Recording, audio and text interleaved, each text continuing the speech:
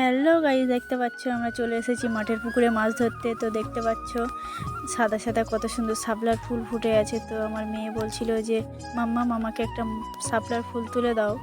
তো আমি একটা শাপলার ফুল তুলে দিচ্ছিলাম। তো দেখতে পাচ্ছ কতটা খুশি হয়ে গিয়েছিল।